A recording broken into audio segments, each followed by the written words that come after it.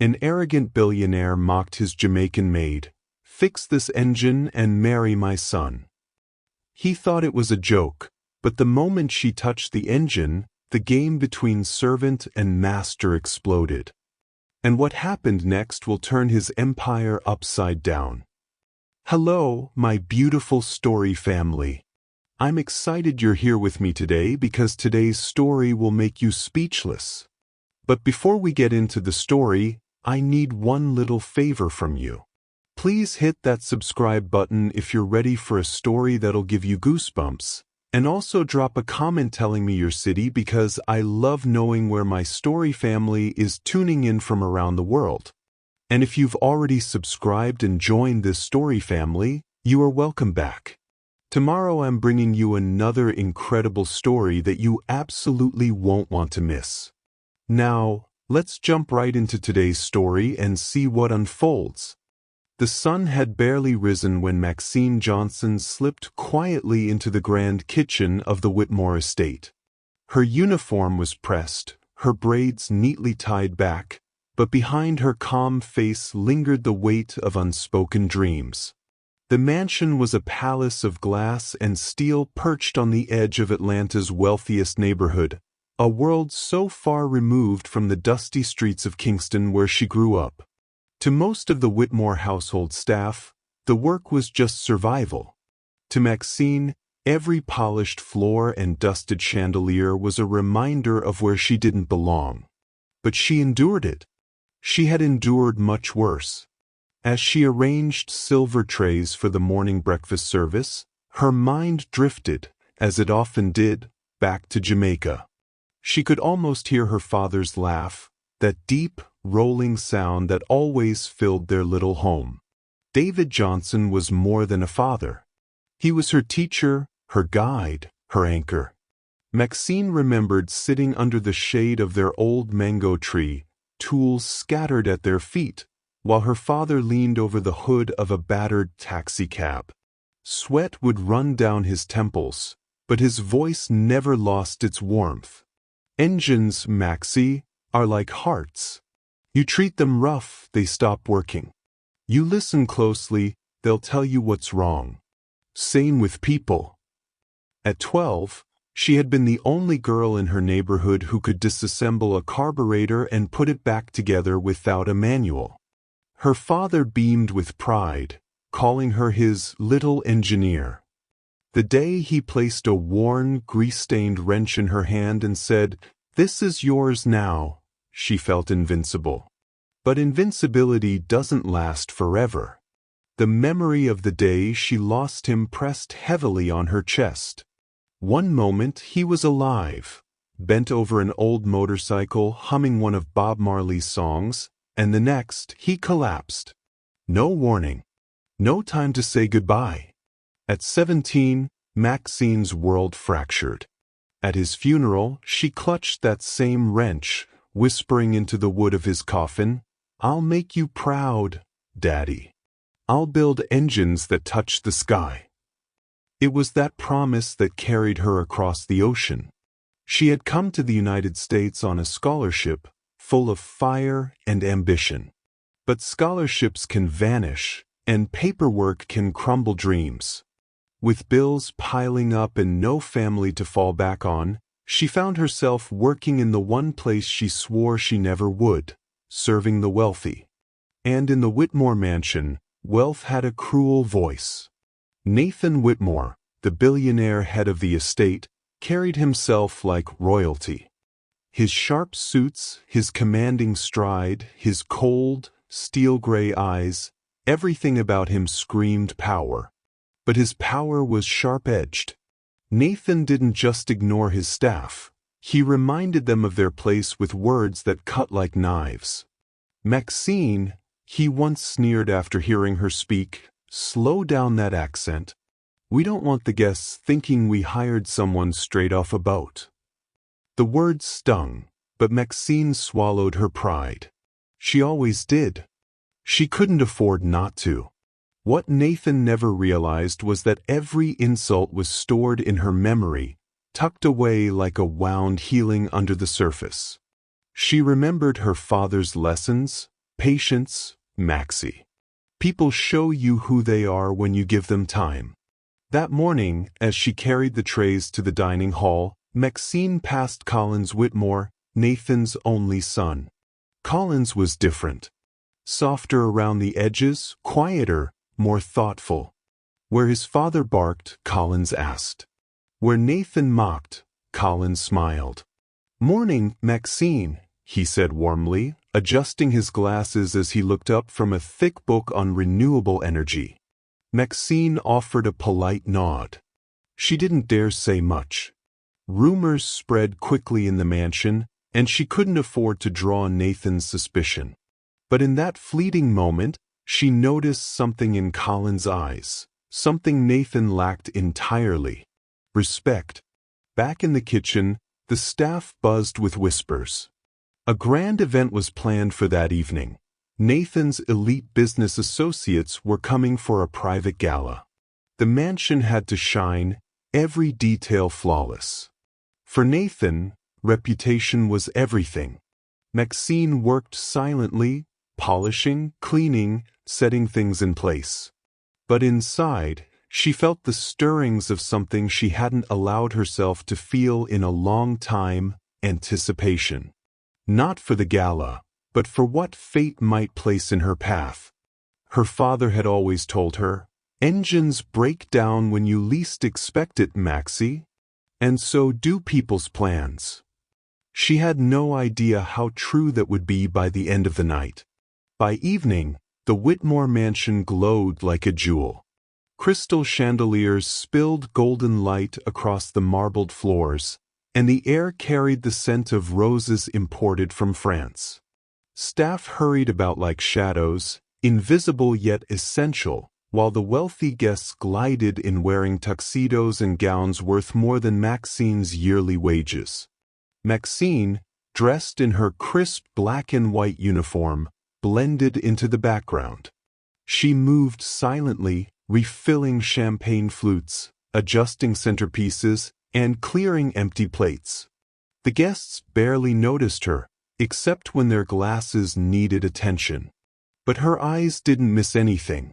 She saw the way Nathan strutted through the room, his voice louder than anyone else's, his laugh just sharp enough to draw attention. He thrived on being admired, and tonight was no different. He boasted about his empire of hotels, his rare art collection, even his son Collins, though his tone carried more ownership than fatherly pride. Collins, standing awkwardly near a group of investors, looked uncomfortable. He held his glass carefully as though afraid of spilling it. When his father introduced him as the future of the Whitmore Empire, Collins' polite smile faltered. Maxine caught his eyes from across the room. For a brief moment, they shared a silent understanding. He didn't want to be paraded around like an asset, and she didn't want to be treated like furniture. In that instant, both of them were outsiders in Nathan's glittering kingdom. Then it happened. Just as Nathan led a group of his most important guests outside to showcase his prized possession, a gleaming 1965 Aston Martin DB5 parked under a canopy of lights.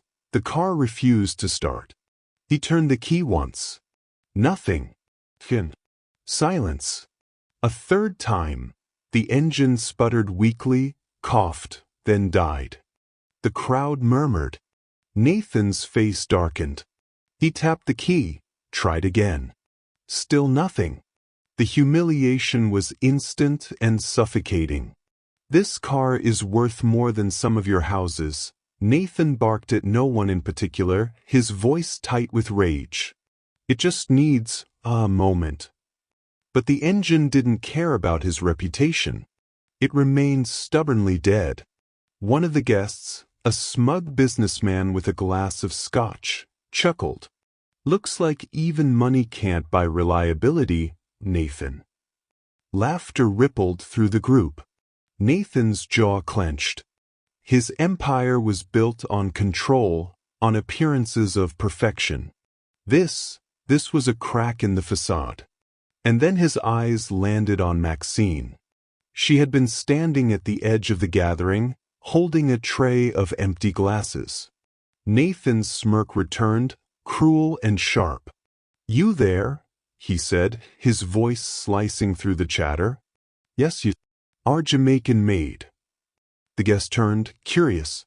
Maxine froze, her stomach twisting. Nathan leaned back against the hood of the car, his eyes gleaming with mockery. "You're always bragging to the staff, aren't you? About how you used to tinker with engines back in the islands? Well, here's your chance. Why don't you fix this car?" The crowd laughed. Some guests raised their brows, intrigued. Collins stiffened, his glass lowering as he watched his father with barely concealed disapproval. Nathan wasn't finished. He wanted blood. "Tell you what, Maxine. Fix this engine tonight, right here, in front of all of us." He paused, letting the tension stretch, then added with a smirk, "And I'll let you marry my son." The guests erupted in laughter. Some clapped, others shook their heads. To them, it was a joke, a rich man's cruel entertainment. Maxine's face burned. Her heart pounded so loud she could barely hear the laughter. Every instinct told her to lower her eyes, walk away, let the humiliation pass. That's what Nathan expected. That's what everyone expected. But something in her shifted. She remembered her father's voice. "Engines are like hearts, Maxie. They speak. You just have to listen." And she remembered his pride the day he called her his partner. Maxine stepped forward. Her tray clinked as she set it down on a table. The crowd hushed, their amusement turning into curiosity. She wiped her hands on her apron, straightened her shoulders, and said calmly, "Fine. Open the hood." For the first time that night, Nathan blinked. He hadn't expected her to answer. The guests leaned in eager for the spectacle. Colin's eyes widened, not with mockery, but with something else. Admiration. Nathan chuckled, shaking his head. "This should be entertaining. Go on then, mate. Show us what you've got." As the hood was lifted and the gleaming engine revealed, Maxine's fingers tingled with a familiar rush. She hadn't touched an engine in years, but the smell of oil, the sight of pistons and wires, awakened something deep inside her. Something her father had planted long ago.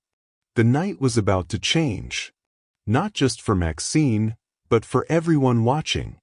The night air was heavy with tension. What had begun as a glittering showcase of wealth had shifted into an unscripted drama. Guests circled around the Aston Martin, their champagne glasses trembling slightly with excitement. They weren't here for the car anymore. They were here for Maxine. She stood at the front, apron still tied at her waist, staring down at the legendary engine. Its polished chrome gleamed under the lights, mocking her with its perfection. She swallowed hard, the weight of every eye pressing against her. Nathan folded his arms, a predator's smirk plastered across his face.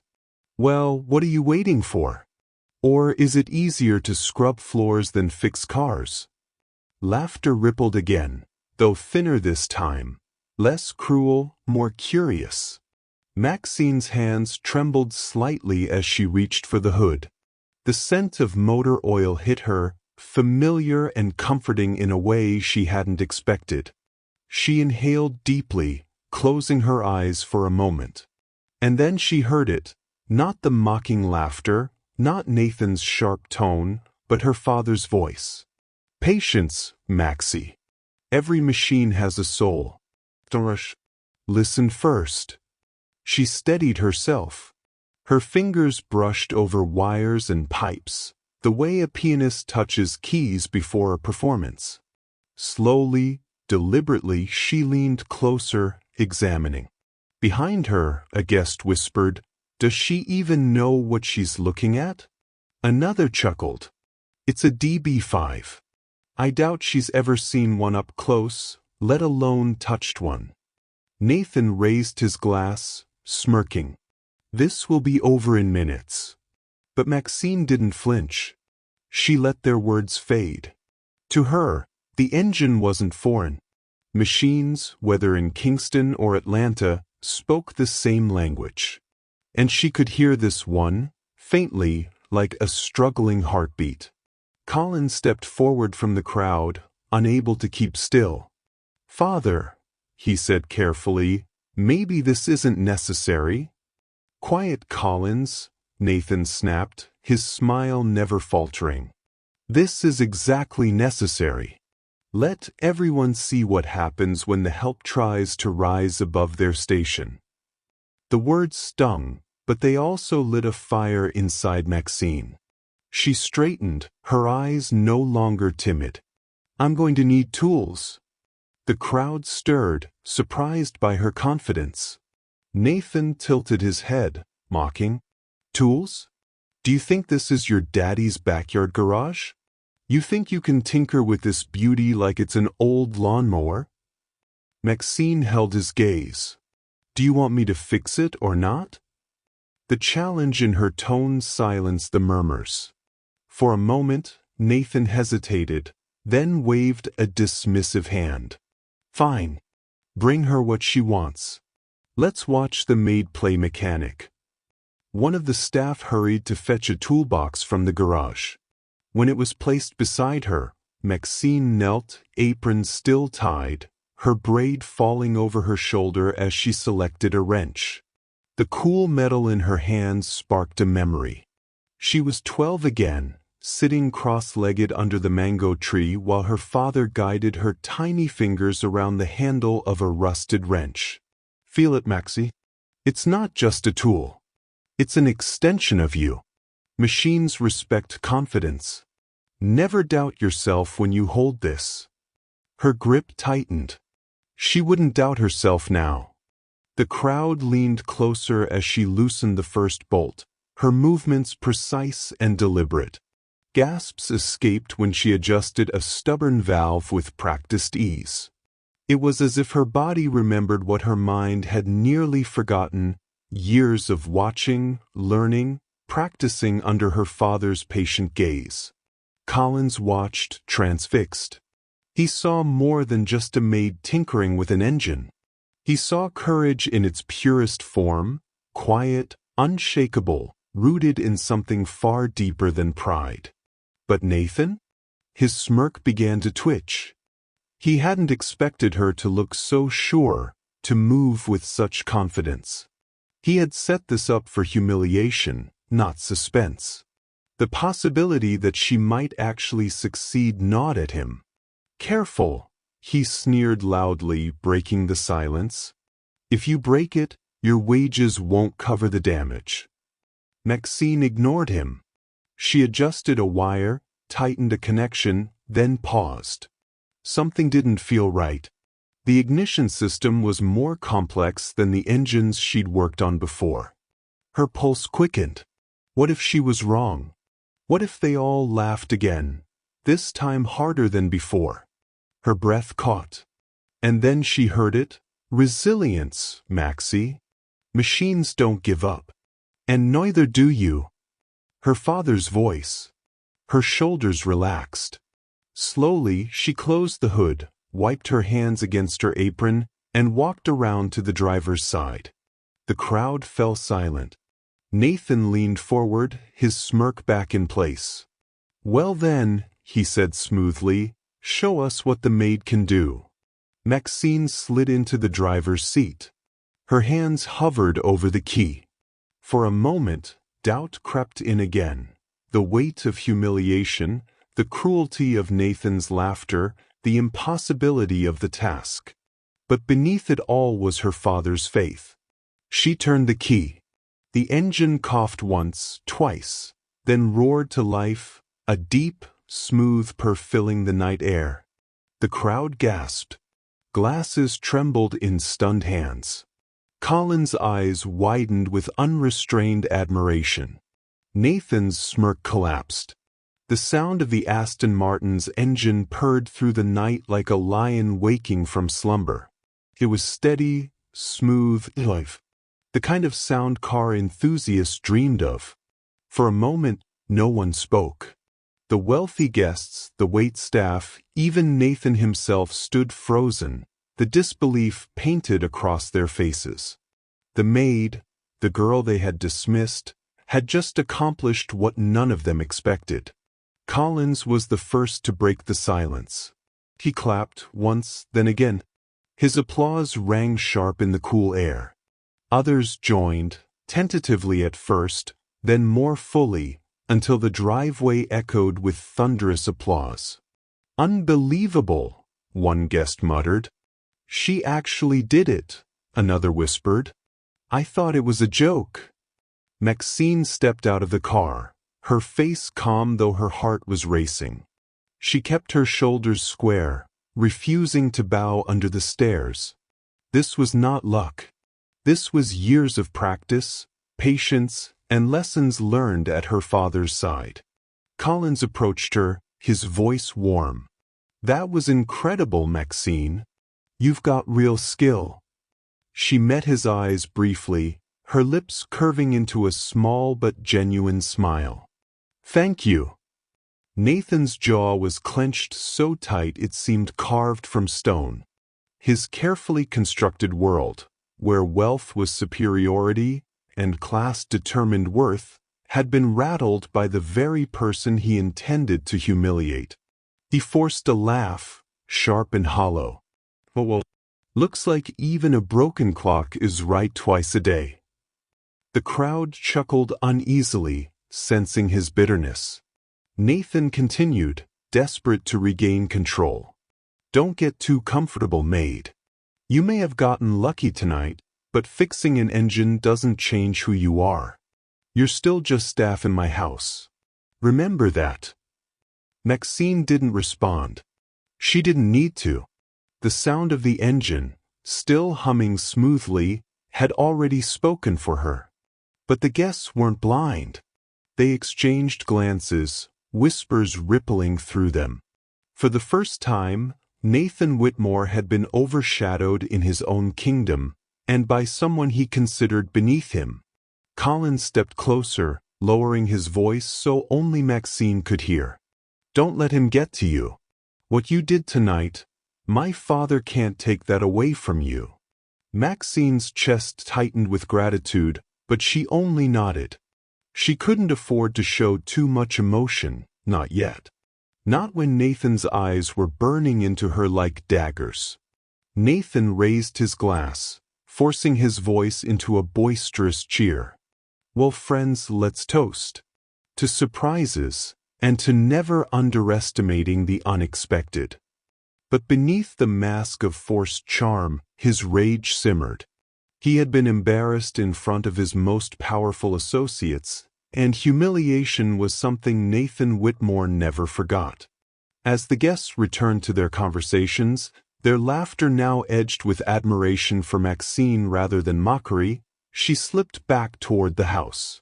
Her pulse still raced, but not from fear.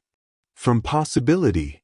For years, she had hidden her skills, burying her father's legacy under trays and cleaning supplies. Tonight, in front of Atlanta's elite, that legacy had risen. And though Nathan would try to bury it again, Maxine knew something had changed. She wasn't invisible anymore. What would you have done in Maxine's shoes? Would you have walked away from Nathan's cruel challenge, or faced it head-on like she did? Share your thoughts in the comments below, and don't forget to like this video if Maxine's courage inspired you. And also, subscribe to support this channel. The night of the gala lingered in the air long after the last guest left. For most of Atlanta's elite, it was an amusing story to share over breakfast the next morning. How a Jamaican maid had stunned them all by reviving Nathan Whitmore's prized Aston Martin.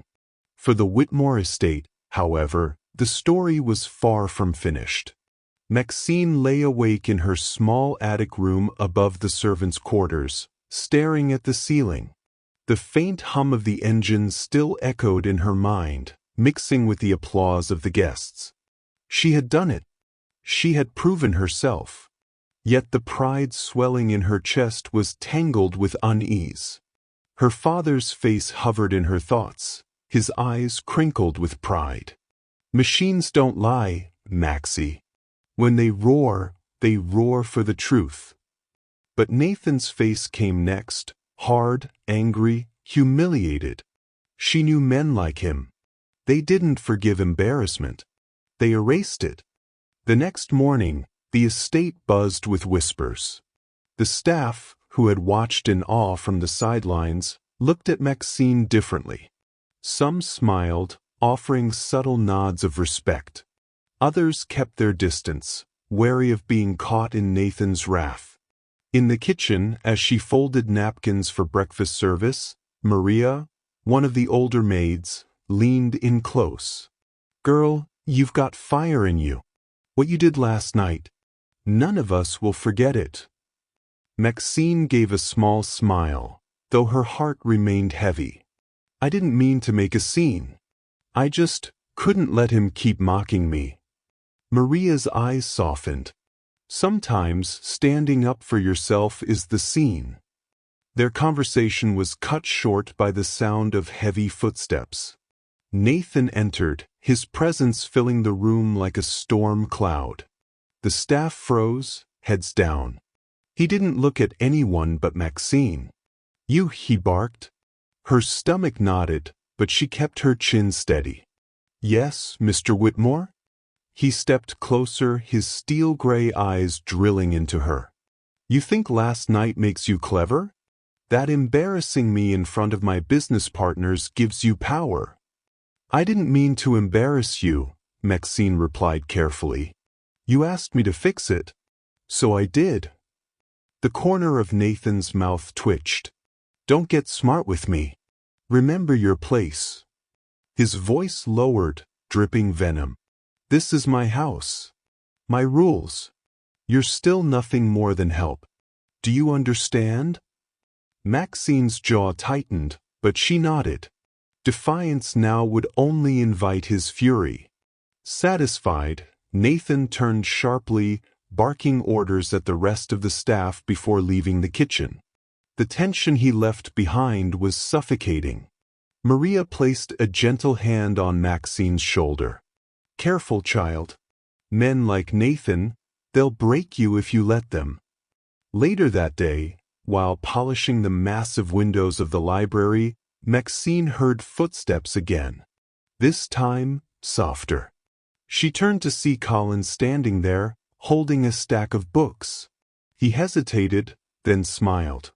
"I wanted to say it again. What you did was amazing. Don't let my father's bitterness take that from you." Maxine lowered her rag, studying him. There was sincerity in his eyes, the kind she hadn't seen in anyone else at the mansion. "Thank you," she said softly. "But your father, he won't forget what happened." Colin sighed, setting his books down. "He never forgets anything that dents his pride. But Maxine, you showed everyone last night that you're more than he says you are. That matters." She felt warmth in her chest at his words, but also fear. Nathan's humiliation wasn't just bruised ego, it was a wound, and wounds fester. As the afternoon light streamed into the library, Collins leaned a little closer. "My father's been talking. He doesn't want to let this go. Be careful.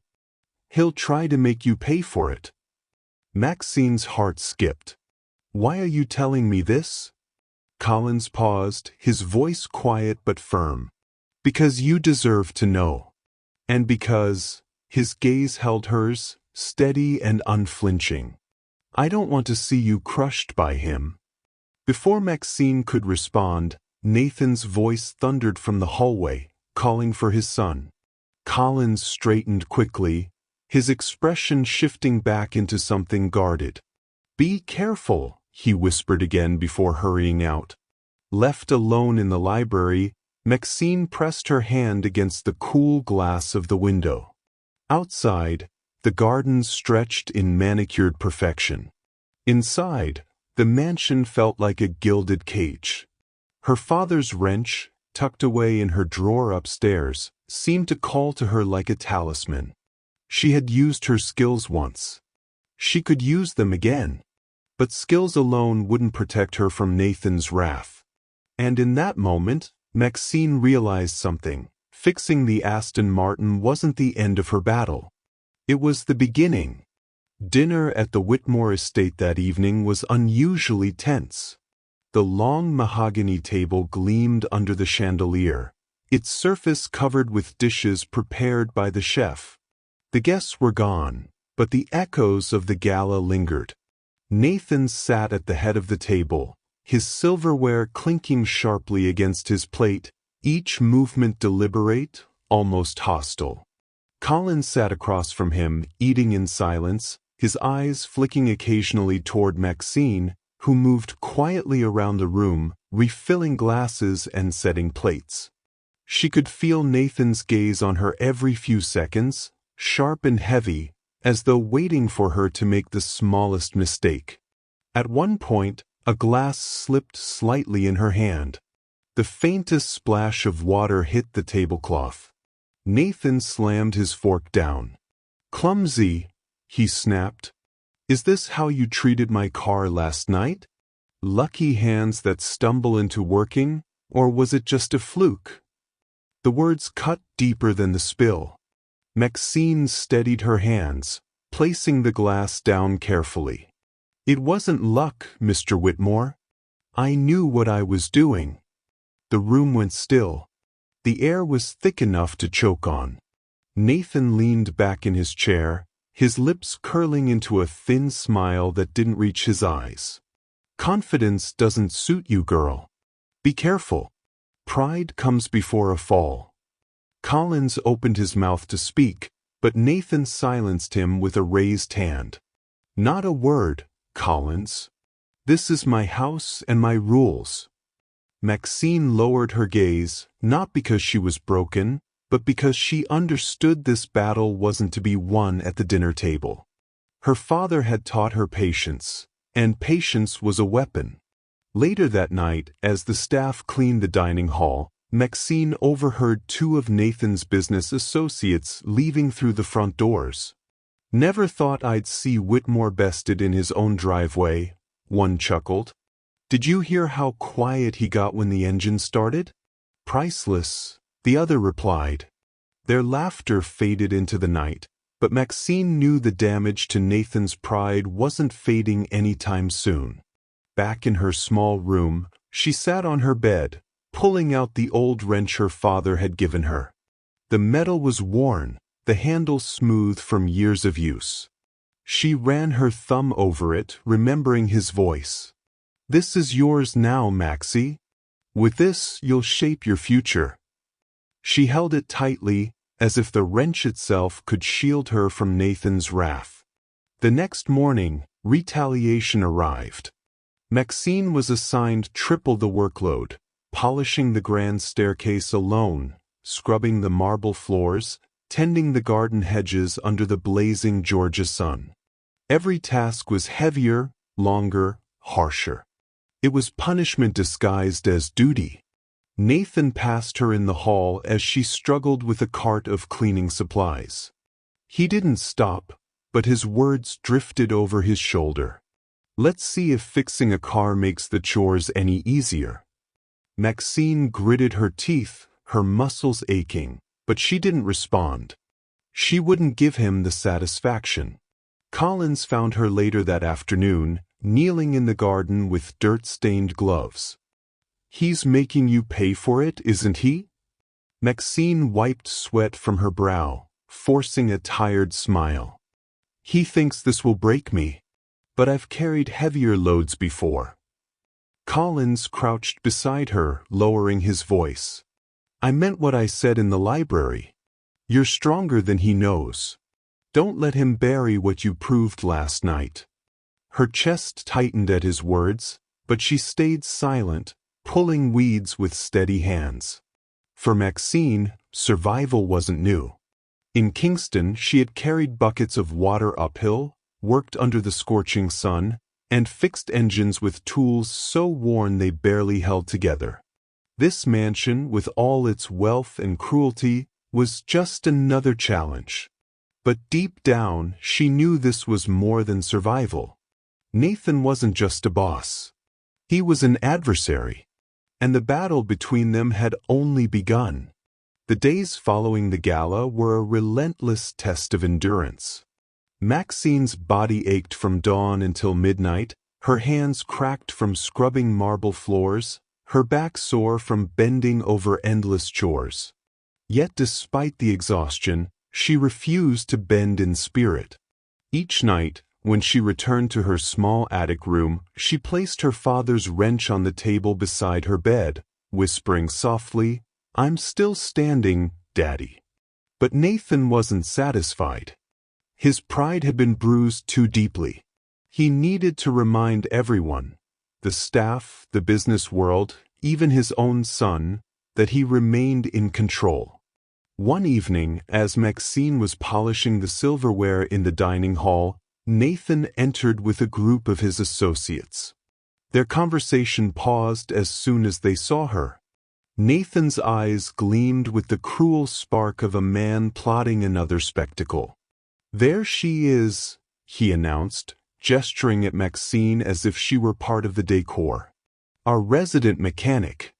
The Miracle Maid." Laughter bubbled among the men, though some glanced at her with curiosity instead of mockery. Nathan stepped closer, his voice dripping with false charm. "Tell me, Maxine, are you ready to prove yourself again? Or was last week just a lucky accident?" Maxine straightened, keeping her expression neutral. "What do you mean, sir?" Nathan motioned for one of his men to step forward. "My associate here has a little problem with his car. A rare import, worth more than you'll ever see in your lifetime. He says the engine's been stalling. Since you seem so eager to play mechanic, why don't you take a look?" The men chuckled, their eyes narrowing with amusement. It wasn't a request. It was another trap. Maxine's heart pounded, but she remembered her father's words, "Every challenge is a door, Maxie. You decide whether to walk through." She lifted her chin. "I'll take a look." Nathan's brows flicked upward, surprised by her composure. Then his smirk returned. "Excellent. Bring the car around."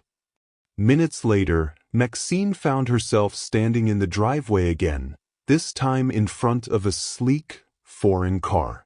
The men circled around her like spectators at an arena. Nathan leaned against the hood, sipping his whiskey with casual cruelty. "Well," he drawled, "show us what you've got. Or are you afraid lightning doesn't strike twice?" Maxine opened the hood, her eyes scanning the engine. This one was different, more modern than the Aston Martin, but the principles were the same. She touched the parts gently, listening, feeling. Behind her, one of the men muttered, "Does she really know what she's doing?" Another laughed. "She looks like she does." Watch Whitmore eat his pride again. Nathan's eyes hardened. This wasn't going the way he wanted. Collins appeared at the edge of the circle, his voice firm but quiet. "Father, enough of this. She doesn't need to be paraded like some circus act." Nathan's glare sliced toward him. "Stay out of this, Collins. You've been far too soft lately." Collins clenched his fists but said nothing more, his eyes fixed on Maxine with quiet encouragement. Maxine worked quickly, tightening a connection, adjusting the fuel intake. Her movements were confident, though inside her chest, her heart hammered like a drum. If she failed now, Nathan would use it to destroy the respect she had gained. If she succeeded, she would expose his cruelty even further. The moment stretched like a taut wire. Then, with a steady breath, she closed the hood and stepped back. "Try it now." The associate slid into the driver's seat, turned the key, and the car came to life with a smooth roar. Gasps rippled through the group. "She did it again," one man muttered in disbelief. "This is remarkable," another said, shaking his head. Applause started, tentative but real. Nathan's smirk faltered. His eyes narrowed at Maxine, not with admiration, but with something darker, fury. Maxine stood tall, meeting his gaze. She had crossed a line. This wasn't just defiance anymore. This was proof, undeniable, visible, that she carried skills that no amount of wealth or arrogance could diminish. Nathan clapped slowly, his voice low and dangerous. "Impressive. Very impressive. But don't mistake my generosity for opportunity. This is still my house, and you are still a maid. Don't ever forget that." The guests exchanged uneasy glances. Nathan had intended to humiliate her, but once again she had risen. Colin stepped forward, his voice stronger this time. "Father, maybe instead of mocking her, you should respect her. She's shown more intelligence and strength than half the people you entertain at this table." The silence that followed was electric. Nathan's eyes flared with rage, first at his son, then at Maxine. In that moment, Maxine realized something had shifted forever. She wasn't just enduring Nathan anymore. She was challenging him, whether she wanted to or not. And Collins, his own son, was no longer silent. The battlefield had been drawn, and there was no turning back. The second car's engine purred in the driveway, echoing through the Whitmore estate like a drumbeat of rebellion. Maxine had proven herself again, not by chance, but by skill. And everyone present knew it. Nathan dismissed his associates with forced laughter and hollow congratulations, but his face was tight, his jaw sharp with restrained fury. As the last guest's car disappeared down the long driveway, silence fell heavy across the mansion grounds. Maxine gathered her cleaning supplies quietly, her heart still thudding. She had won, again. But victories against men like Nathan carried consequences. She felt it when she returned to the kitchen later that night. The staff avoided her eyes, their chatter muted. Maria, the older maid, finally leaned close, whispering, "Child, you're stirring storms. Be careful. He won't let this go." Maxine nodded. She already knew. Upstairs, Nathan poured himself a drink in his study. His hands shook as he swirled the amber liquid. Twice. Twice that girl had humiliated him in front of people who mattered. Twice she had chipped away at the flawless image he had spent decades building. He slammed the glass onto the desk, the sound sharp enough to make Collins, who had entered quietly, flinch. "Father!" "Don't," Nathan snapped. "Don't you dare defend her again." Collins steadied his voice. "She's proven herself twice. Why can't you?" "She's a maid." Nathan roared, slamming his fist on the desk. "Nothing more. And if you can't see that, then you're a bigger fool than I thought." Collins' chest tightened, anger rising, but he knew arguing further would only make things worse. Still, he couldn't hide the conviction in his words. "You can belittle her all you want, Father, but it doesn't change what's true." Nathan's eyes narrowed, cold and dangerous. "Enough. Get out." Collins hesitated, then turned and left, his jaw clenched. Nathan leaned back in his chair, breathing heavily. This wasn't about engines anymore. This was about control. And if Maxine thought she could challenge him under his own roof, she was gravely mistaken. The next morning, Maxine was summoned to the great hall. Nathan stood at the far end, his posture regal, his voice carrying through the cavernous space. "I've decided," he said coldly, "that since you enjoy playing with engines so much, you'll no longer be serving inside the house. From now on, your duties are outside, cleaning the garage, scrubbing the cars, tending to the grounds." If you fail, you'll be out on the streets by sundown. Gasps rippled through the staff gathered nearby. It was punishment, thinly veiled as reassignment. Maxine's hands tightened at her sides, but she lifted her chin. As you wish, Mr. Whitmore. Nathan's lips curled into a cruel smile. Good. Let's see how long your pride lasts under the sun. Hours later, Maxine was on her knees in the driveway, scrubbing oil stains from the concrete under the blazing Georgia sun. Sweat soaked through her uniform, her hands raw from the harsh bristles of the brush. Every muscle in her body screamed, but she kept going, her father's voice echoing in her mind. Resilience, Maxie. Never let anyone decide your worth for you. Collins appeared, crouching beside her, his eyes filled with concern. You don't deserve this. Maxine forced a small smile. Deserve has nothing to do with it. I just need to keep moving. You shouldn't have to endure his cruelty, Collins said, his voice low, almost trembling. You're stronger than this house. Stronger than him. Maxine met his gaze, the weight of his words pressing against her chest. There was something unspoken in his eyes. Admiration, yes, but something deeper too. Something dangerous. Before she could respond, Nathan's voice cut through the air from the balcony above. Collins, leave the help alone. She has work to do. Collins stiffened, but Maxine shook her head gently, urging him not to push further. He left reluctantly, his fists clenched, his eyes lingering on her one last time before disappearing inside. Maxine dipped her brush back into the bucket, her arms aching. She knew Nathan wasn't finished. This was only the beginning of his games. But beneath the exhaustion, there was a spark inside her, a stubborn flame that refused to die. She wouldn't let him break her. Not now.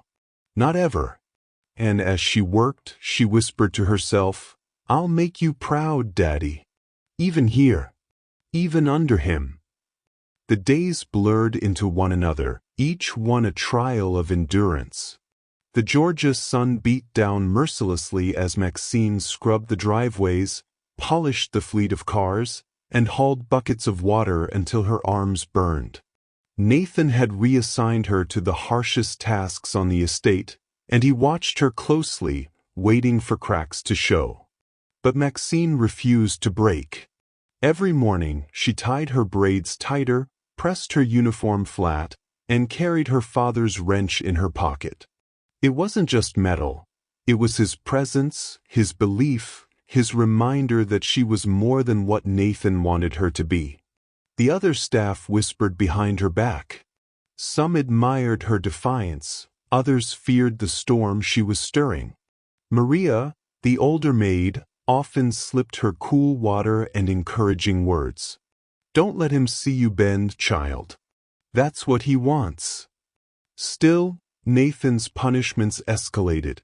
One afternoon, he ordered Maxine to polish the Aston Martin she had fixed, every inch of chrome, every curve of leather, until it gleamed. The car that had once been her triumph now felt like a symbol of her defiance and of Nathan's festering hatred. As she worked, she caught sight of her reflection in the polished hood. Sweat streaked her face, but her eyes still burned with determination. She whispered softly, almost like a prayer, I'm not just a maid. I'm my father's daughter.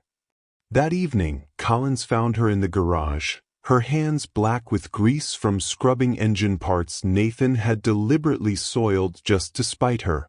You shouldn't let him do this to you, Collins said, his voice taut with anger. Maxine wiped her hands on a rag, meeting his gaze. If I stop, he wins. And I can't let that happen. Collins stepped closer, lowering his voice. You've already beaten him twice, Maxine. He knows it. That's why he's pushing harder. He's afraid of you. She gave a weary smile. A billionaire afraid of a maid? That's a story no one would believe. I would, Collins said firmly. His eyes lingered on hers a moment too long, his sincerity cutting through the haze of exhaustion. Because I see you, the real you. And I know my father does too, that's why he hates you. Her heart skipped. No one had ever spoken to her like that before. Vulnerable. Honest. She looked away, afraid to let the moment grow into something dangerous. Careful, Collins. If he hears you... I don't care, Collins interrupted, his voice low but fierce. I won't stand by while he tries to crush you. Before Maxine could respond, heavy footsteps echoed down the hall. Nathan entered the garage, his eyes narrowing at the sight of them standing close. What's this? Nathan's voice was sharp as a blade. My son, wasting time in the dirt with the help? Collins straightened, his jaw tight. I was just checking on her. She's working harder than anyone here. Nathan's laugh was cold, empty. She's working because she knows her place. Or perhaps she needs a reminder. His eyes snapped to Maxine, hard and merciless. Tomorrow, you'll be joining the construction crew on the east side. Heavy labor. Let's see if your so-called skills help you carry bricks and cement. Maxine's stomach twisted. The east side project was brutal. Men twice her size came back limping after hours in the sun. But she lifted her chin, refusing to let him see her fear. Yes, Mr. Whitmore. Nathan's smirk widened. He turned to Collins, his voice dripping with disdain. And you, stop looking at her like she's anything more than what she is. Don't forget where you come from. Collins' fists clenched at his sides. Maybe I don't want to be who you are. The words hung in the air like thunder. Nathan's face darkened, his pride wounded yet again. Watch your tongue, boy, or you'll regret it. Collins didn't back down, but his eyes flicked toward Maxine, silently telling her to stay strong. Nathan stormed out, his footsteps rattling the garage floor. Silence lingered after he left. Maxine exhaled shakily, her shoulders heavy. He won't stop, Collins. Every day, he'll find new ways to test me. Collins' voice softened. Then let him. Because every time you rise, you prove him wrong. And one day, he won't be able to deny it anymore. Maxine held her father's wrench in her hand, gripping it tightly. She wasn't sure what tomorrow would bring, but she knew this. She would face it head-on, no matter how much Nathan tried to bury her. The next morning, the sun rose hot and unforgiving over the Whitmore estate. By the time Maxine arrived at the east side, the construction crew was already at work. Men in hard hats, sweat dripping down their faces as they hauled bricks, mixed cement, and hammered beams into place. They paused when they saw her. A maid in a pressed black and white uniform, carrying a bucket of tools Nathan had insisted she bring. Some laughed outright, shaking their heads. You lost, sweetheart? One called out, his voice mocking. Another grinned. Whitmore sending the maids to do our job now? Maxine ignored the jeers, though heat rose in her cheeks. She knew this was Nathan's plan, to humiliate her, to make her collapse under the weight of work designed for men with twice her strength. Nathan himself stood nearby, sipping coffee from a silver thermos. His eyes gleamed with cruel satisfaction.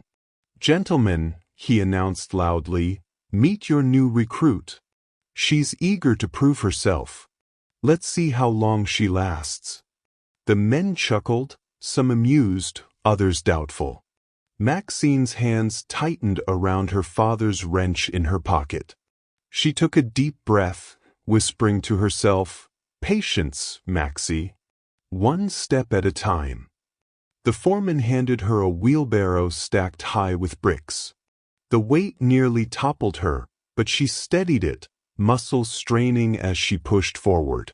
Each step was agony, her back screaming, sweat pouring down her face. But she didn't stop. "Careful there," one worker jeered. "Don't break a nail." Laughter followed, but Maxine kept going, pushing until the wheelbarrow reached its destination. She set it down with a grunt, her arms trembling. Nathan smirked. "Not bad for a maid. But let's see how you handle the real work." For hours, Maxine hauled bricks, shoveled gravel, and carried heavy pails of water. Her body ached in places she didn't know could hurt. The men continued to mock her, but gradually, their jeers turned into silence. By midday, sweat had soaked through her uniform, her knees wobbled, but she refused to collapse. One of the older workers finally muttered under his breath, "She's tougher than she looks." Another nodded. Most folks would have quit by now. Nathan's smirk faltered slightly at the shift in tone. This wasn't supposed to earn her respect, it was supposed to break her. As the sun reached its peak, the foreman barked orders to move a pile of lumber beams. Two men lifted the first one together. Then Nathan's voice cut through the air. "Let's see if our miracle maid can carry one herself." The workers exchanged uneasy glances. The beams were heavy, not impossible but dangerous for someone of her size. Maxine's chest tightened. Every muscle screamed no, but her father's voice whispered louder, "Resilience, Maxie. Don't let them see you fall." She stepped forward. "I'll do it." Gasps rippled through the crew. Nathan's smile returned, sharp and cruel. "Be my guest." Maxine crouched, gripping the beam with both hands. The weight pressed into her shoulders as she lifted, her arms trembling violently. Pain seared through her muscles, but she locked her jaw, forcing herself upright. Step by step, she moved forward, the beam balanced precariously across her back. The men watched, stunned. The mocking had stopped entirely. By the time she dropped the beam into place, her body was shaking, her vision blurred from exhaustion. But she was still standing. The foreman let out a low whistle. "Well, I'll be damned." Nathan's face hardened, his fury masked by a thin smile. He raised his voice so everyone could hear. "She may be stubborn, but let's not forget, she's still a maid. Nothing more." But his words rang hollow now. The crew had seen her strength, and so had Collins, who had slipped in quietly, watching from the edge of the sight. His chest swelled with pride, his eyes locked on Maxine's trembling but unbroken frame. Maxine caught his gaze for just a moment. In his eyes, she didn't see pity. She saw respect. And that was enough to steady her legs, enough to remind her why she kept fighting. If you were watching Maxine carry that heavy beam, would you have stepped in to help her? Or would you have let her prove her strength alone? Drop your thoughts in the comments below. And if Maxine's courage is inspiring you as much as it inspires Collins, hit the like button right now. Don't forget to subscribe to this channel. By the time Maxine returned to her small attic room that night, her body felt like it had been carved from lead. Every joint throbbed, her hands raw with blisters, her back aching from the relentless strain of the day's work. She lowered herself onto the bed slowly, clutching her father's wrench in her palm like a lifeline. She whispered into the quiet, her voice hoarse, "I'm still standing, Daddy." But she knew this couldn't continue. Nathan wasn't going to stop until he broke her completely. And no matter how strong her spirit was, her body had limits. The next morning, the estate buzzed with unusual energy. Guests were arriving again, but not for another gala. This time, Nathan had called for a private business meeting, gathering potential investors for one of his newest projects. The entire household was ordered into perfection. polished silver, spotless floors, gardens trimmed to the inch. Maxine worked in silence, her mind heavy with exhaustion. As she dusted the study, she overheard Nathan's voice through the half-open door. He was speaking to one of the investors, his tone slick and calculated. "This expansion will triple our profits. Hotels across the Southeast, each one powered by the Whitmore name. And of course, Collins will inherit everything when the time comes." The investor chuckled. "And what about the rumors, Nathan? People are talking about that girl, the maid who fixed your cars. Quite the story. Some say she outshone you at your own party." There was a pause. Nathan's voice darkened. "She's nothing. A distraction. And when I'm finished, she won't be around to embarrass me again." Maxine's breath caught. The venom in his tone sent a chill down her spine. This wasn't just punishment anymore. Nathan was planning to erase her, not just from the estate, but from his world entirely. She pressed herself against the wall, straining to hear more. "Besides," Nathan continued, his voice lower, "if Collins keeps defending her, I'll cut him off. No son of mine will risk the empire I built for a servant girl." Maxine's heart pounded. Collins was already strained under his father's shadow, but to hear Nathan threaten to disinherit him, it was more than cruelty. It was war. She pulled away quietly, her hands trembling. For the first time, she felt the full weight of what she was caught in. This wasn't just her survival anymore.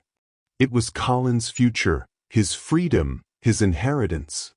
Nathan wasn't just trying to break her, he was using her as a weapon against his own son.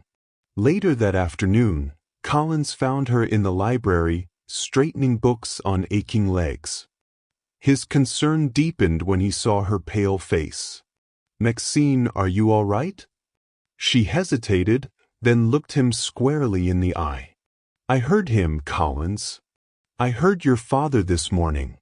He said if you keep standing up for me, he'll cut you off." Collins stiffened, his eyes flashing with anger. "I don't care about his money. I care about the kind of man I become. And I refuse to be the kind of man who stands silent while he crushes you." Her breath caught at the intensity in his voice. "But Collins, this isn't just about me anymore. He's willing to destroy you to get to me. You don't deserve to lose everything because of me." Collins stepped closer, lowering his voice. "Maxine, you don't understand. You've shown me more strength in these past weeks than I've seen in my entire life. If I lose everything standing up for you, then maybe that's exactly what I'm meant to do." The sincerity in his words sent warmth through her chest, but also fear. This wasn't just admiration anymore. It was something deeper, something Nathan would never tolerate if he saw it grow. Before she could respond, Maria rushed into the library, her face pale. "Maxine, come quickly. Mr. Whitmore wants you in the East Wing. Now." Maxine's heart tightened. Nathan's summons never ended well. She followed Maria through the long hallways, her stomach churning. When she entered the East Wing, she froze. On the desk before Nathan lay a stack of papers, official-looking documents stamped with government seals. Nathan leaned back in his chair, his smile cold and sharp. "Do you know what this is, Maxine?" He tapped the papers with one finger. "Your immigration file. Turns out your work visa expired months ago." Her blood ran cold. Nathan's smirk widened. "One phone call, and you're on a plane back to Jamaica. Gone. Forgotten. Unless, of course," he leaned forward, his voice a hiss, "you learn to do exactly as I say." Maxine's legs trembled, but she forced herself to meet his gaze. This wasn't just punishment anymore. It was blackmail. And in that instant, she realized Nathan wasn't just her tormentor. He held the power to end her American dream entirely. The papers on Nathan's desk blurred in Maxine's vision, the black ink swimming as though the words themselves mocked her. Expired visa. Deportation. Jamaica. She gripped the edge of the desk to steady herself, but her voice was steady when she spoke. You kept this. You've been waiting for the right time to use it against me. Nathan's lips curved into a wolfish smile. Business is about leverage, Maxine. People are no different from deals. You push, they bend, or they break. Her jaw tightened. So what do you want? His eyes gleamed with satisfaction. Obedience. Silence. You stop showing off, you stop challenging me, and you do exactly as you're told. Or, he tapped the papers again. You'll be on the next flight out. The weight of his words pressed down on her like an iron shackle. He wasn't just her employer anymore, he was her jailer. Maxine left the East Wing with her head bowed, her chest hollow. She moved through the mansion like a shadow, barely hearing the clink of silverware, the soft murmurs of staff. The weight of her father's wrench in her pocket felt heavier than ever. That night, Collins found her sitting alone on the back steps of the estate, staring out at the moonlit gardens. Maxine, he said softly, crouching beside her. What happened? You look different. Her throat tightened. She wanted to tell him everything, but the thought of dragging him deeper into his father's cruelty made her hesitate. Yet his eyes searched hers, unwavering, demanding honesty. Finally, she whispered, He has my papers. My visa expired. If he reports me, her voice cracked. I'll lose everything. My job. My chance to stay here. My father's dream for me. Collins froze, then swore under his breath. I should have known. He's cruel, but this is beyond cruel. He's holding your life in his hands. Tears burned at the corners of Maxine's eyes, but she blinked them back. That's exactly what he wants. He wants me afraid. Silent. Collins reached for her hand, his touch warm and steady. Then don't face this alone. Let me help you. We'll find a way. Maxine's chest ached at his words. His loyalty was dangerous, for both of them, but it was also the first light she had felt in days. She pulled her hand back gently, shaking her head. Collins, your father already threatened to cut you off because of me. If you defy him again, you'll lose everything. Maybe losing everything is worth it, Collins said fiercely. Because what's the point of having his money, his empire, if it means living like him? Empty. Cold. Cruel. Maxine's heart swelled, torn between fear and something she dared not name. She wanted to believe him. She wanted to believe they could fight Nathan together. But Nathan's power loomed like a storm over both of them. She rose slowly, her body weary but her spirit stubborn.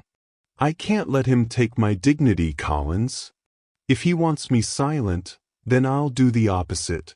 I'll keep standing. I'll keep proving myself. Collins stood too, his voice steady with conviction. Then I'll stand with you. For a long moment, they held each other's gaze under the soft glow of the moon. Something unspoken passed between them, fragile, dangerous, but undeniable. From the shadows of the balcony above, unseen by them both, Nathan watched. His eyes narrowed, his jaw tightening. The sight of his son and the maid, standing together, was more than humiliation. It was betrayal. And in his chest, fury bloomed like wildfire. The next morning, the Whitmore mansion hummed with tension. The air was thick, as if the walls themselves sensed the storm brewing inside. Maxine moved through her chores in silence, but every step felt heavier. She knew Nathan had seen her and Collins the night before. She could feel it in the way the household buzzed with unease, whispers darting through the corridors like sparks of fire. At breakfast, Nathan sat at the head of the long mahogany table, his expression carved from stone. Collins joined him, his shoulders squared, his jaw set. Maxine served them both quietly, setting down plates and pouring coffee. Nathan didn't look at her as he spoke. "Collins, you'll be accompanying me to the downtown office today. There's a board meeting. I expect you to act like a Whitmore, not whatever it is you've been lately." Collins' fork paused halfway to his mouth. His voice was calm but firm. "If acting like a Whitmore means treating people like dirt, maybe I'd rather not." Nathan's eyes flicked up, cold and sharp. "Careful, boy." Maxine kept her head lowered, but her hands trembled slightly as she placed a napkin beside Collins' plate. She knew Nathan's patience with both of them was wearing thin. When breakfast ended, Nathan stood abruptly. "Maxine, you'll attend to the investors arriving this evening. I want everything perfect. If even one thing is out of place," he let the threat hang in the air. "You know the consequences." Her throat tightened, but she nodded. "Yes, Mr. Whitmore." By late afternoon, the mansion gleamed once more. The chandeliers sparkled, the silverware shone, and the gardens smelled of fresh roses. Maxine worked tirelessly, her body aching, but her mind focused. Failure wasn't an option, not when Nathan held her immigration papers in his iron grip. The investors arrived in sleek cars, their voices filling the great hall with laughter and the clink of glasses. Maxine moved silently among them, carrying trays of champagne, arranging hors d'oeuvres, making herself small. But small wasn't enough. Halfway through the evening, Nathan called for silence. He raised his glass, his smile wide but brittle. "Gentlemen, ladies, thank you for joining me tonight. Before we begin discussing business, I'd like to share a little entertainment." Maxine's stomach dropped. She had seen that look before, at the gala, when he'd forced her to fix the Aston Martin in front of everyone. Nathan's eyes landed on her. "Maxine, come forward." The guest turned, curious. Maxine stepped forward slowly, her pulse pounding. Nathan gestured toward a polished motorcycle displayed at the edge of the room. "This beauty here hasn't started in months. A vintage Harley, worth more than some of your homes. Let's see if our miracle maid can work her magic again." Laughter rippled through the room. Some guests leaned forward, eager for the show. Maxine's chest tightened. She could feel the trap. If she refused, Nathan would call her cowardly. If she tried and failed, he would humiliate her. Collins, standing at the far side of the room, stepped forward. "Father, stop parading her like this. She's not here to entertain you." Nathan's smile sharpened. "Stay out of this, Collins. Or perhaps you'd like to try fixing it yourself." The guest chuckled. Collins clenched his fists but said nothing more. Maxine looked at the motorcycle. The polished chrome gleamed under the lights, its silent engine daring her. She thought of her father, of the afternoons spent under the mango tree, of the way he guided her hands over stubborn bolts. "Machines don't lie, Maxie. Trust yourself." She stepped forward. "I'll do it." The room hushed. Nathan's smile widened, though his eyes burned with malice. As Maxine knelt beside the motorcycle, her hands trembling over the cool metal, she felt every gaze pressing down on her. But deeper still, she felt the weight of Nathan's threat, the papers locked away in his study, the shadow of deportation hanging over her head. This wasn't just about fixing a machine anymore. This was about proving she was unbreakable, even under the cruelest spotlight. Her fingers closed around her wrench. And as she leaned closer to the engine, determination flared in her chest like fire. The motorcycle stood gleaming under the chandelier lights, its chrome polished but its engine lifeless.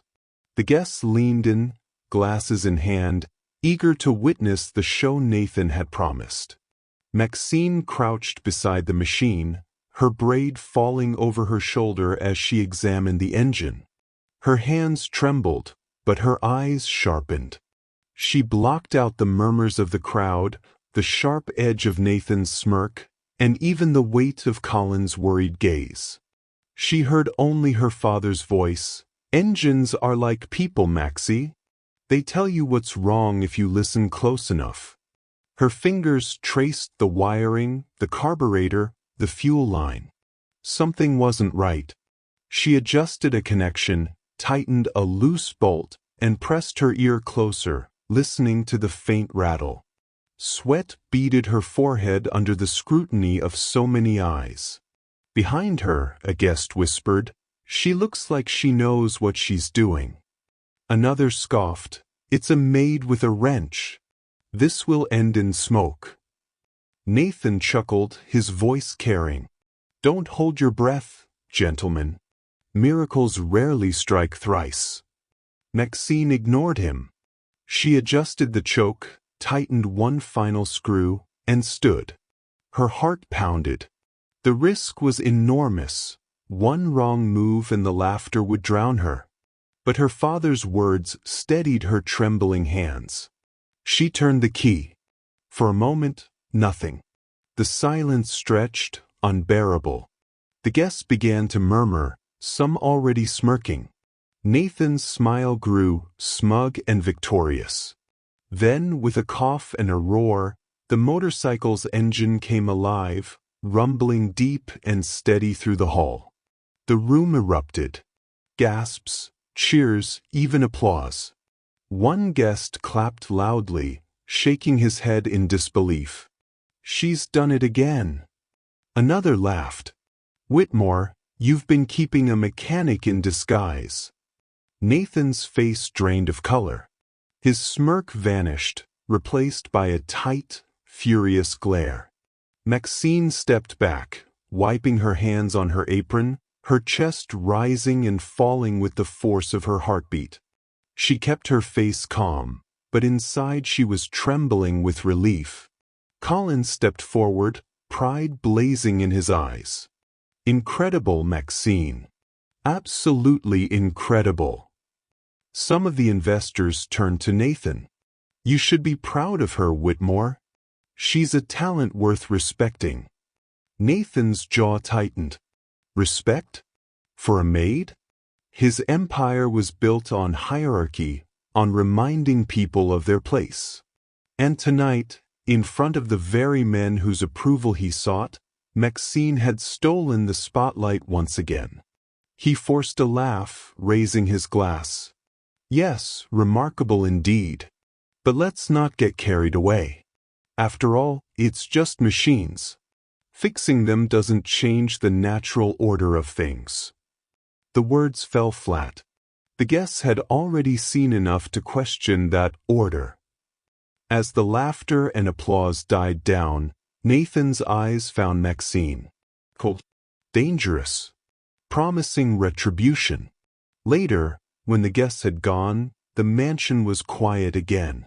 Maxine carried the empty trays back to the kitchen, exhaustion dragging at her limbs. But before she could reach the door, Nathan's voice stopped her. "Maxine." She turned slowly.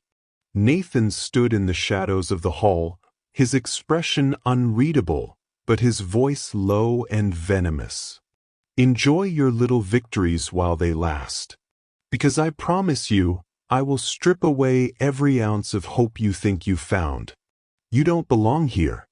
And soon, you'll remember that." A chill raced down Maxine's spine. She clutched her father's wrench in her pocket, grounding herself. She wouldn't let him see her fear. Not now. Not ever. She lifted her chin. "With respect, Mr. Whitmore, you can't take away what I know to be true. My father taught me that my worth isn't in your hands." For a flicker of a moment, Nathan's mask cracked, rage seething just beneath the surface. Then he turned sharply, disappearing into the darkness. Maxine stood alone in the hallway, her body trembling, but her spirit unbroken. Each challenge Nathan threw her way only made her stronger. And though danger loomed like a storm, she knew one thing with absolute certainty: she wasn't fighting alone anymore.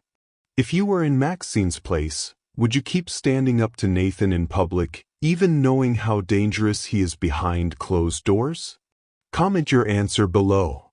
And if you believe Maxine deserves to win against all odds, hit that like button. The night after the motorcycle triumph was restless. Maxine lay awake in her attic room, staring at the cracked ceiling as the weight of Nathan's words echoed in her ears. "I will strip away every ounce of hope you think you found." She held her father's wrench tightly against her chest, whispering as if he could hear her across time and death. "I'm still fighting, Daddy. But I'm so tired." Exhaustion dragged her into a shallow sleep, but even her dreams were uneasy. Flashes of her father smiling under the mango tree, only for his image to dissolve into Nathan's sneer. When dawn came, she forced herself to rise. Her body ached from the days of relentless labor, but she tied her braids back and pressed her uniform as neatly as she could. She wouldn't let Nathan see weakness.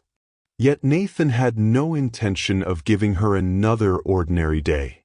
By mid-morning, she was summoned to the study. Nathan sat behind his desk, a stack of papers in front of him. His steel-gray eyes glittered with malice as she entered. "Close the door," he ordered. Maxine obeyed, her stomach twisting. Nathan tapped the papers with one finger. "Immigration, Maxine.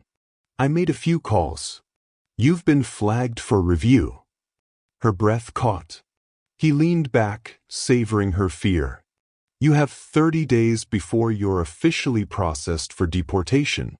Unless, of course, I intervene. Which I won't unless you learn your place." The room tilted. 30 days. A deadline stamped on her life in America. A deadline on her father's dream. Her knees threatened to buckle, but she forced herself to stand tall. "Why are you doing this? What have I ever done to you except work hard?" Nathan's smile was sharp as glass. "You embarrassed me. In front of men whose respect I can't afford to lose. You made me look weak in my own house. And now, you dare to think you can stand beside my son? I will remind you that this world doesn't belong to you." Maxine's voice trembled, but it carried steel. "You can take my papers. You can take my job. But you'll never take my dignity." Nathan slammed his hand on the desk, the sound thunderous. "Your dignity won't stop immigration officials from dragging you onto a plane." For the first time, Maxine flinched. The image burned into her mind, being forced back to Jamaica, her father's wrench left behind, her dreams scattered like ashes. Nathan leaned forward, his voice low and venomous. "You'll be gone, Maxine. Gone. And when you are, Collins will finally stop looking at you like you're worth something." Her heart twisted. He knew. He had seen it, the unspoken bond between her and Collins. And now he was using it as a weapon. Maxine stumbled out of the study, her legs barely carrying her. She collapsed onto the back steps of the mansion, her chest heaving. For the first time since arriving in Atlanta, she felt truly broken. Maria found her there, eyes red, clutching her father's wrench like a child with a toy. "Child," Maria whispered, crouching beside her. "What has he done now?" Maxine shook her head, tears spilling freely. He's going to have me deported. 30 days. Maybe less." Maria's face paled. She reached for Maxine's hand, squeezing it tightly. "You're stronger than this. Don't let him see you crumble." But Maxine couldn't hold the tears back. For years, she had endured everything life had thrown at her: poverty, loss, humiliation. But the thought of losing her father's dream, of being forced back with nothing to show for her struggle, tore her spirit apart. "I don't know if I can fight anymore," she whispered. Maria brushed her braids back gently, her voice firm. "Yes, you can. Because this isn't just about you. It's about your father, about the life he wanted for you. Don't let Nathan steal that too." But even as Maria's words tried to sew her spirit back together, Maxine felt herself unraveling. Nathan had found her weakest spot, and for the first time, she doubted whether she could rise again. That night, she sat alone in her room, the wrench heavy in her lap. Collins knocked softly on her door, but she couldn't bring herself to answer. She couldn't bear to let him see her like this, fragile, beaten, afraid. For the first time since setting foot in the Whitmore mansion, Maxine wondered if Nathan was right. Maybe she didn't belong here. Maybe she never would. The wrench slipped from her trembling hands and clattered to the floor. And for the first time in years, Maxine Johnson, her father's daughter, the girl who once believed she could build engines that touched the sky, felt like she was falling apart. The next morning, the household buzzed with its usual rhythm, but beneath the polished surfaces and quiet footsteps, tension simmered like an unspoken storm. Maxine forced herself through her tasks, polishing silver, dusting the library shelves, arranging flowers in the great hall. Her movements were mechanical, hollow. Her spirit, once blazing, now flickered weakly inside her chest. She barely noticed when Collins entered the library until he spoke. "Maxine," he said softly, his brow furrowed. "What happened? You've been avoiding me." Her hands stilled on the vase she was arranging. She kept her eyes on the flowers, afraid of what he might see in her face. "Nothing. I'm fine." "You're not fine." His voice was sharper now, desperate. "Please, tell me." The truth pressed at her throat like a weight too heavy to swallow. She turned to him slowly, her eyes rimmed red. "He's having me deported, Collins. 30 days, maybe less. Unless I bow to him, unless I let him own me." Collins froze. For a moment his face was blank with shock. Then fury ignited in his eyes, hot and unrestrained. "He wouldn't." "He already has," Maxine whispered. "He showed me the papers. He made the calls." Collins' hands curled into fists. "That bastard." "Collins." But he was already storming out of the library, his footsteps echoing down the marble hallway. The confrontation came in Nathan's study. Collins burst through the doors, his voice shaking the air. "How dare you!" Nathan looked up from his desk, feigning calm, though his eyes flickered with annoyance. "Collins, lower your voice. You're not a child. You're destroying her life." Collins shouted. "She's done nothing but work hard, prove herself over and over, and you—" His voice cracked with rage. "You're trying to throw her away like garbage." Nathan stood slowly, his height casting a shadow across the room. His voice was cold, steady, cruel. "She's an immigrant maid who forgot her place. This house is not a stage for her to steal attention from me. And if you keep siding with her, you'll share her fate, penniless, forgotten." Collins' jaw clenched so hard it ached. "You think your money makes you powerful. But every time Maxine stands up to you, she shows more strength than you'll ever have." Nathan's face hardened, his mask cracking with raw fury. "Do not test me, Collins. I built this empire with my own hands. I will not let some girl from the streets of Kingston tear it down. Collins took a step closer, his voice low but fierce. Maybe you built an empire, but she has something you never will, dignity. And I'd rather stand with her in the dirt than with you in your glass towers. The words struck like a blow. Nathan's face twisted with rage, his hand slamming onto the desk. Get out, before I disown you this instant. Collins didn't flinch. He stared into his father's eyes with steady defiance, then turned and walked out, the door slamming behind him. Maxine sat on the back steps again, her father's wrench cradled in her lap. When Collins found her, his chest was heaving, his face flushed with anger. I told him everything, he said, dropping beside her. I told him I'd rather lose it all than stand with him against you. Her eyes widened, fear and gratitude warring inside her. Collins, you can't. I can, he interrupted. And I did. He can cut me off, strip me of his money, his empire. I don't care. What I care about is you. Her throat tightened, her eyes filling with tears. You don't understand what this means. If he sends me back, it's over. Everything I fought for, everything my father dreamed for me.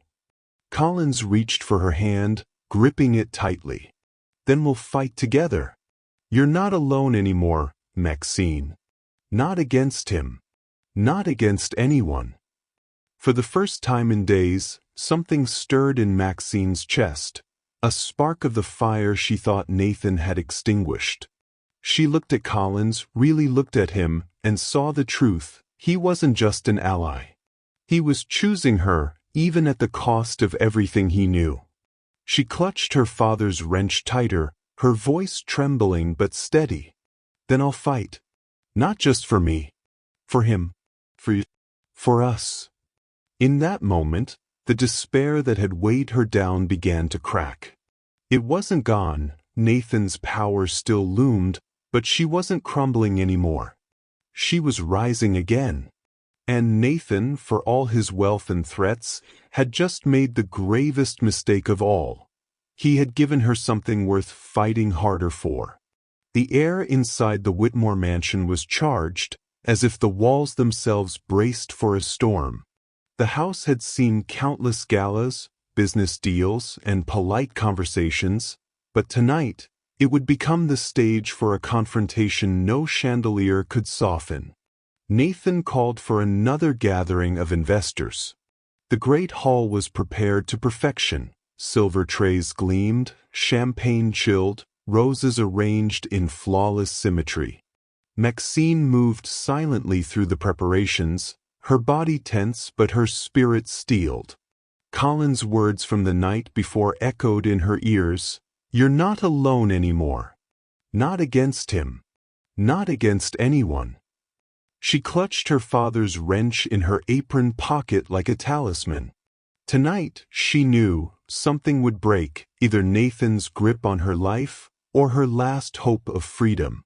By dusk, the investors arrived, their laughter echoing across the marble floors. Nathan greeted them with the practiced charm of a king entertaining his court. He boasted about his empire, his expansion plans, his wealth. But beneath his polished words, his eyes never strayed far from Maxine. She served the drinks with steady hands, but she felt the heat of his gaze with every step. At the height of the evening, Nathan raised his glass for silence. Ladies and gentlemen, I want to share with you not just my vision for the future, but a demonstration of why this house thrives under my leadership. You see, control is everything. Without it, chaos reigns. His eyes locked on Maxine. And sometimes, chaos takes the form of those who forget their place. The investors turned, curious. Maxine froze, her chest tightening. Nathan gestured toward her with a smug smile. You've all heard the amusing stories. How our maid fancies herself a mechanic. A charming distraction, isn't it? But let's not confuse parlor tricks with real worth. Tonight I'll remind her, and all of you, that this house runs on discipline, not rebellion. The words struck like a whip. Gasps and murmurs rippled through the crowd. Collins stepped forward immediately, his voice sharp. Enough, father. Stop using her as your spectacle. Nathan's smile thinned. Careful, Collins. Don't mistake your infatuation for authority. Collins' chest heaved with anger. This isn't infatuation. This is respect, something you've never given her or me. The hall went still. The investors exchanged uneasy glances. Nathan's mask slipped, fury flashing in his steel-gray eyes. Respect? For a maid who dares defy me? She's nothing, Collins. Nothing but a visa overstayer with no future. I hold her fate in my hands. The words cut the air like a blade.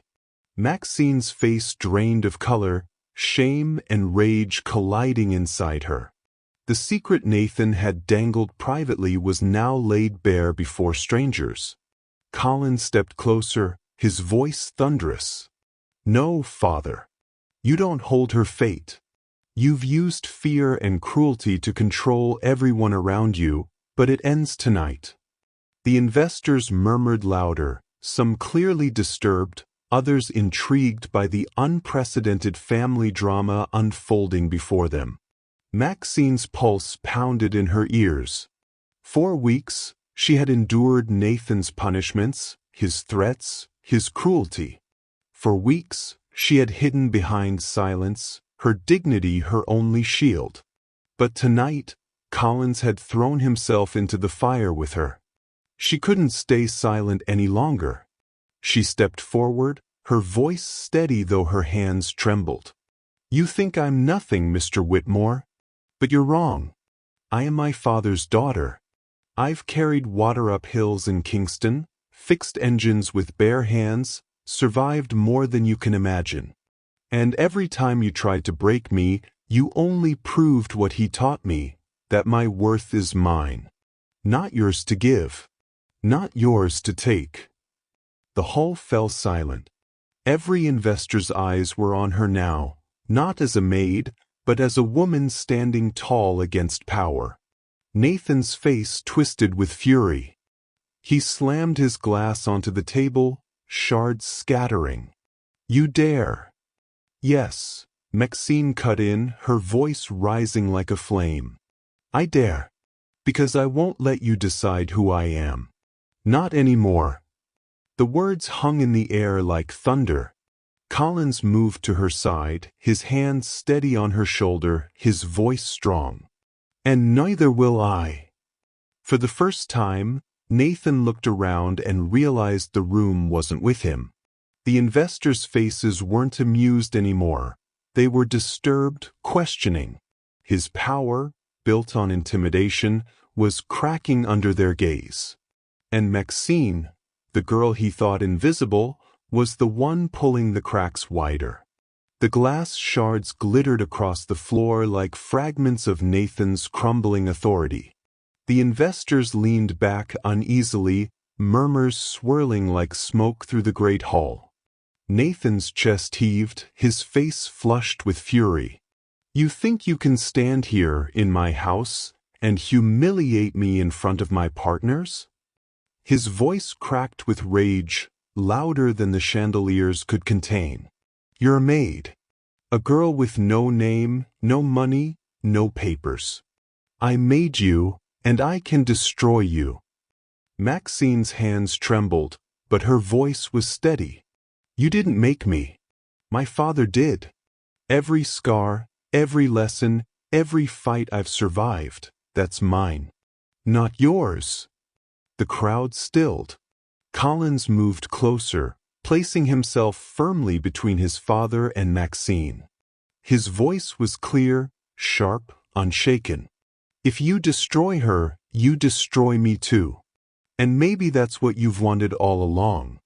But I won't live as your puppet, father. Not anymore.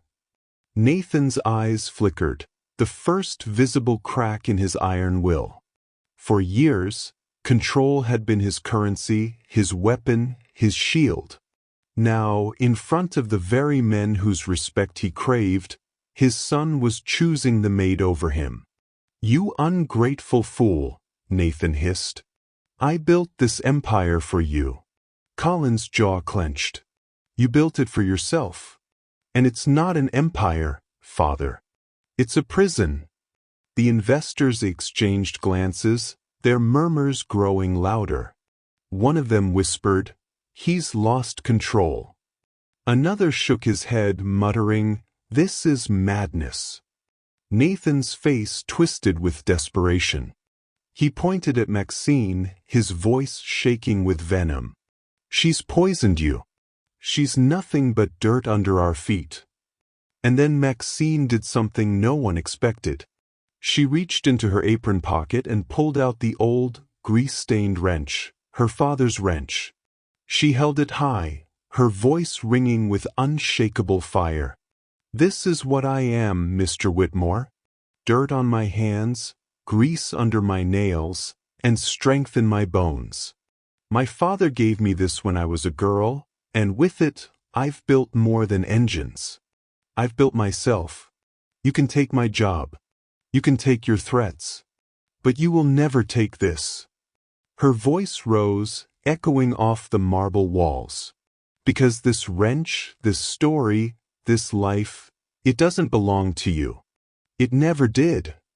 Silence fell heavy and complete. Collins placed his hand over hers, steadying the wrench in her grip. "And it never will."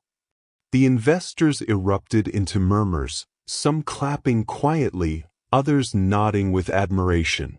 In their eyes, Nathan no longer looked powerful. He looked pitiful, a tyrant exposed by the very people he thought beneath him. Nathan's mouth opened, but no words came. His empire, his image, his control, all of it hung in tatters. For the first time, the great Nathan Whitmore looked small. Maxine lowered the wrench slowly, her breathing steady. She wasn't trembling anymore. She wasn't hiding anymore. She had faced him, and she had won. And though she knew the fight wasn't over, she had delivered the blow that changed everything. Nathan could no longer pretend she was invisible. If you were standing in that great hall, would you have sided with Nathan and his empire, or with Maxine and her unshakable dignity? Drop your answer in the comments. And if Maxine's courage moved you tonight, hit that like button right now, and support this channel by hitting that subscribe button. The great hall lingered in stunned silence long after Maxine's words faded into the marble walls. The investors, once charmed by Nathan's bravado, now shifted uncomfortably in their seats. The image of the untouchable billionaire had cracked, and through that crack, they had seen the man for what he was: small, bitter, desperate. Nathan stood rigid, his face pale with fury. His empire had not fallen in numbers or money tonight, but in respect. And for a man like him, that loss cut deeper than any blade. One of the older investors rose, adjusting his glasses. "Mr. Whitmore, I came tonight expecting vision, leadership. Instead, I witnessed cruelty and chaos. This isn't how great men behave." Another nodded in agreement. "If this is the foundation of your empire, Nathan, perhaps it isn't as strong as you claim." Their words sliced through the air. Nathan's jaw clenched, his eyes darting to Maxine with venom. But he said nothing. The room was slipping from his control, and every word he spoke only tightened the noose. Colin stepped forward, his arm brushing Maxine's in quiet solidarity. His voice was firm, unwavering. "Gentlemen, I apologize for what you've seen tonight. But let it be clear, I will not inherit an empire built on fear. If my father chooses cruelty over respect, then I choose a different path." Gasps rippled through the room. Nathan's face flushed red. You ungrateful boy. You would throw away everything for her? Colin's eyes blazed. No. I'd throw away everything for myself, for the man I want to be. But if standing with Maxine is part of that, then I'll do it without hesitation. Maxine's chest tightened. She had fought so hard to stand alone, but now she realized she wasn't alone anymore. She had allies, Collins, Maria, even some of the staff who now whispered her name with admiration. Nathan, cornered and raging, could only lash out. Then you're no son of mine. The words hung heavy, final. But Collins didn't flinch. Instead, he straightened, his voice calm. Then I'm free. The investors exchanged glances, some nodding with approval. In their eyes, Collins had done what Nathan could not, chosen dignity over dominance. When the last guest departed and the great hall finally emptied, the mansion felt cavernous, its silence almost alive. Maxine stood at the far end of the room, staring at the broken shards of glass still scattered across the floor. Her father's wrench weighed heavy in her pocket, but tonight, it no longer felt like a lifeline. It felt like a torch, something that lit the way forward. Collins joined her, his face softened by exhaustion but steady with resolve. Maxine, he said gently, I don't know what comes next. My father will never forgive us. He may try to destroy us both. But whatever happens, I want you to know I'm with you. Tears stung her eyes, but they were not tears of despair this time. They were tears of release. You've already given up so much because of me. He shook his head. No. Because of you, I've found myself. That's worth more than anything he could ever offer. For the first time since setting foot in the Whitmore mansion, Maxine allowed herself to smile, small, fragile, but real. The battle wasn't over. Nathan still held her immigration papers. The threat of deportation still loomed. But tonight, she had stood against him and won. And in winning, she had discovered something greater than survival, the strength to claim her own future. The mansion felt quieter than ever the next morning. The grand halls, once filled with Nathan's booming commands, seemed to carry only echoes of the night before. Word of what had happened had already begun to spread, not just among investors, but among staff, friends, and business circles.